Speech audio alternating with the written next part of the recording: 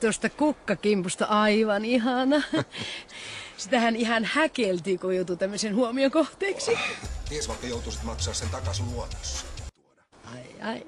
Sinä sitä osaat sitten vedellä oikeista naruista. Salla ei olisi kyllä ymmärtänyt tuoda kukkia.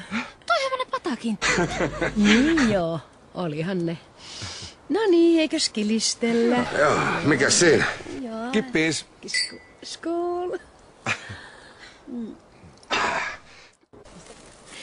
On se niin vaan kiva katsella, kun mies kokkaa. Tässähän tulee ihan vesi kielelle. Onkohan tää sen neuvosen tukiryhmä? Ei todellakaan. Joo.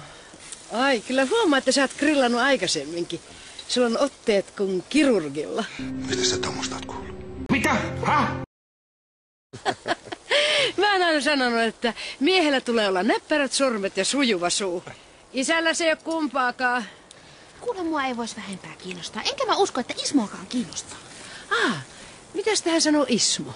Mun ei tarvitse selitellä sulle yhtään mitään. Tai ei kuulu sulle millään tavalla. Sitähän minäkin. Aavistuksen. Sä olet tuollainen verinen nallekaru. Ja mä oon aikamoinen tiikeri, kun sille päälle satun. Hyvä. Tuleekohan se Salla kohta sieltä löydystä? Mitä sä ujostelet? Meillä on enemmän yhteistä kuin Salalla ja sulla. Joo, niin varmaan. Ei ymmärrä tämmöisen kultakempaleen arvo kuin sä.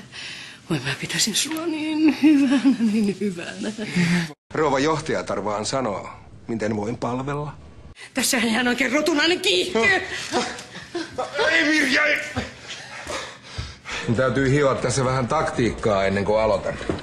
Mä vaan yritin selittää tässä, että Mä en tullut hakemaan mitään.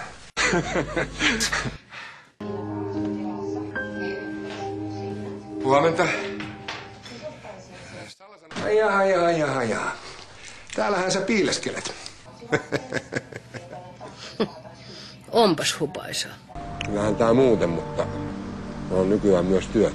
Sen kyllä huomaa.